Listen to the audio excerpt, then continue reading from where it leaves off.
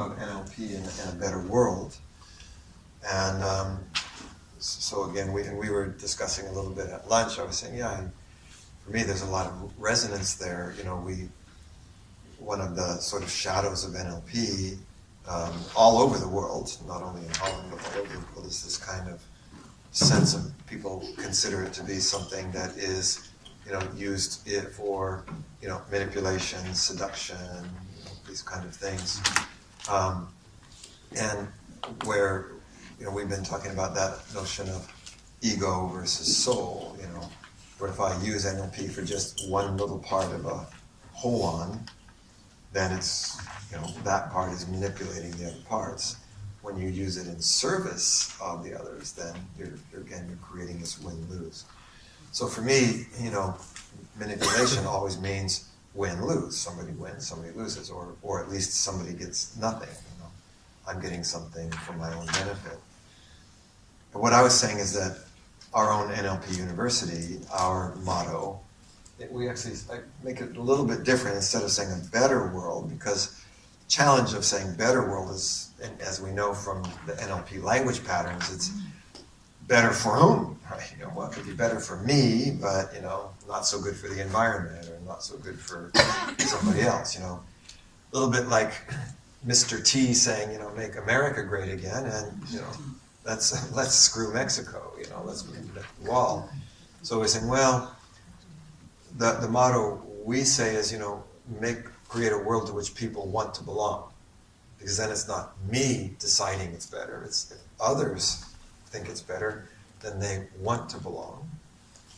This is my definition of a better world. And secondly, then people want to belong and in which they can thrive.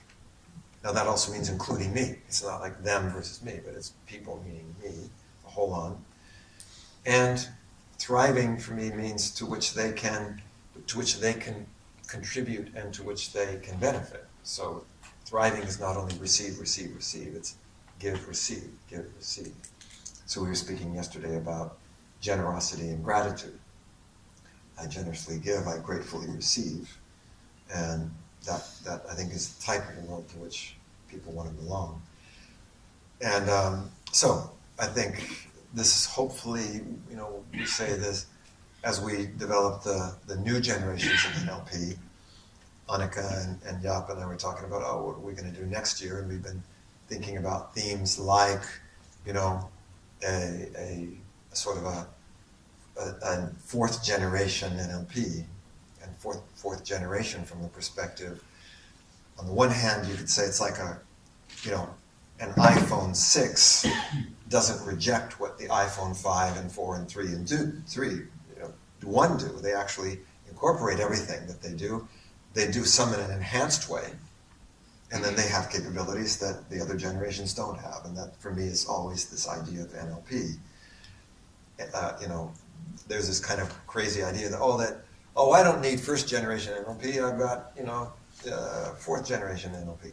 Well, does that mean that your iPhone 6 has none of the functions of the iPhone 1? No, of course it has all of those functions and more. So you're honoring the previous generations.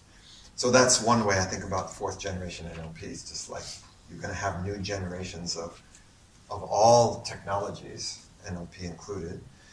But the other reason for another generation is usually generations are often measured in human generations of about 10 years, right? A new generation comes every 10 years, and NLP has been around for 40 years. So there's sort of naturally a new generation of practitioners that are coming.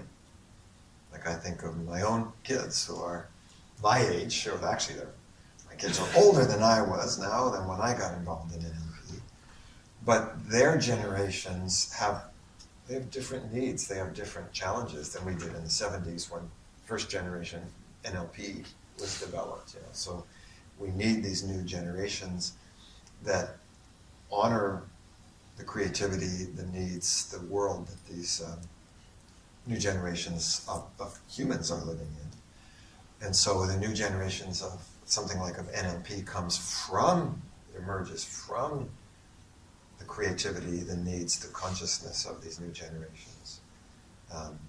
And so I think that's also what the sort of fourth generation NLP would be about. So, and I think conferences like this are a good way to sort of, how do I say, cultivate and promote those next generations. So if you have an opportunity, I'm sure it'll be a very interesting, stimulating context.